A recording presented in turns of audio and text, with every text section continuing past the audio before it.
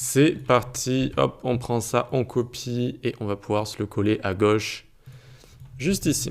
Nickel, ok, hop, et je ferme ça à côté. Ah oui, j'ai pas enregistré, bon, je le ferai tout à l'heure. Très bien, donc on va d'abord se créer une fonction fléchée. Donc hop, on la met dans une constante, const foo est égal.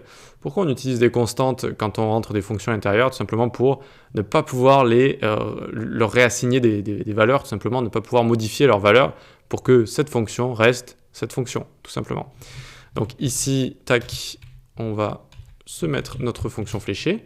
Et donc, pour faire un return le plus élégant possible, le plus court possible, eh bien, il suffit de le mettre en une ligne comme ça et de ne pas écrire les accolades.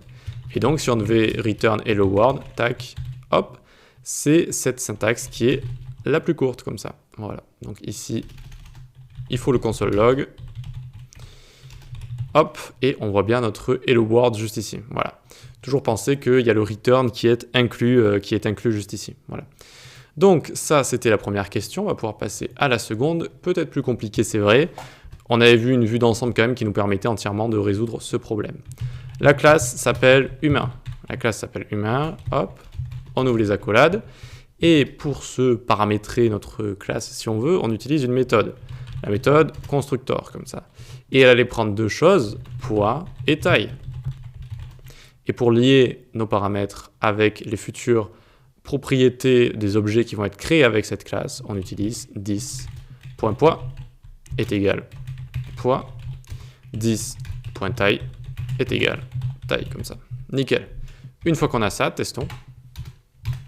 On va pouvoir se créer un premier humain, on va l'appeler const John est égal new humain. Et John, il va faire combien? 80 kg, tac, et il va faire 1,85 m par exemple. Et voyons voir si on arrive à le loguer. Hop, console log John, on a bien ici un objet qui a été créé à partir de cette classe. Et hop, ouvrons-le, on a bien nos deux propriétés juste ici. Super, bravo si vous avez réussi cet exercice, on peut passer à la suite.